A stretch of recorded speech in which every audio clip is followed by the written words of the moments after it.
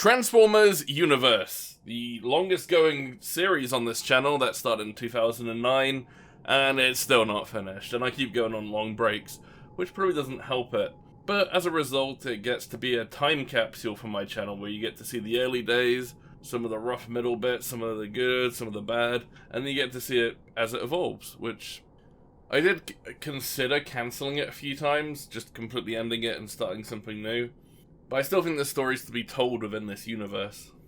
I do plan to cut a few corners in terms of filming and editing, and not try to make it so good so that I can get more episodes out, which is a dilemma I've run into in the past, where I'd spend way too long editing a production, adding too much detail in that no one's going to notice.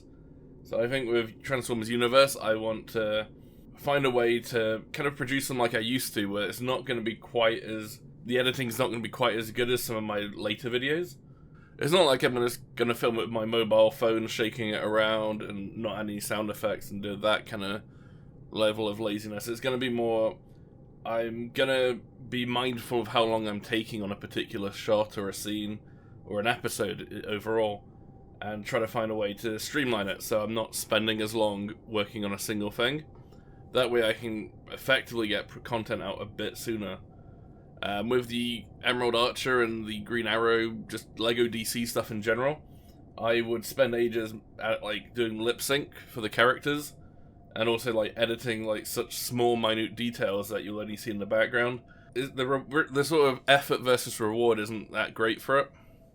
But that's just in regard to time efficiency and quality. The main point I wanted to talk about here is the way Transformers Universe has changed over the years.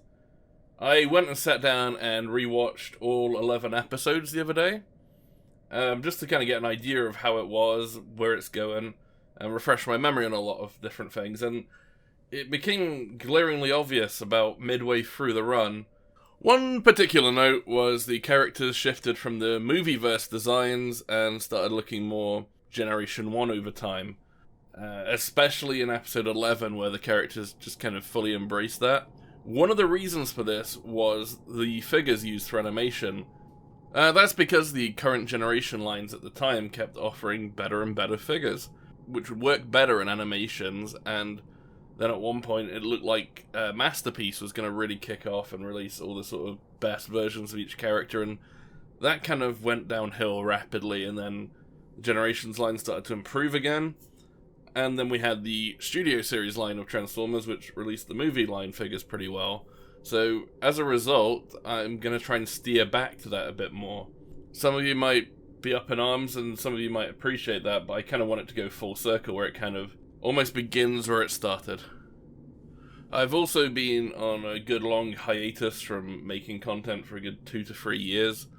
I just had other things going on, and I've always said don't make content if you don't want to make it, and that's kind of the situation I was kind of in. But I'm back in the mood to make stuff again. So, I've got a few videos planned. I'm not sure when the new Transformers Universe episodes will pop up, but I have got them planned out.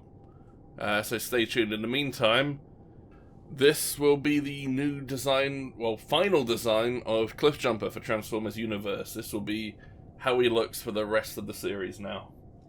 I hope you enjoy. I kind of went for a more inspired design in terms of his colours and everything. It's basically the Nest Jeep Bumblebee mixed with Cliffjumper and with a bit of paint. It resembles how he looked in episode 10, where he had this sort of silver cross-cut body and the Cliffjumper head.